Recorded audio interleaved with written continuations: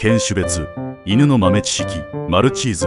ローマ時代から愛される犬種で、真っ白な毛が特徴。セントバーナード、アルプス山脈で遭難救助に活躍していた。ウィペット、非常に速く走れる犬種で、小型のグレイハウンドとも呼ばれる。チャウチャウ、中国原産で、青黒い舌が特徴的。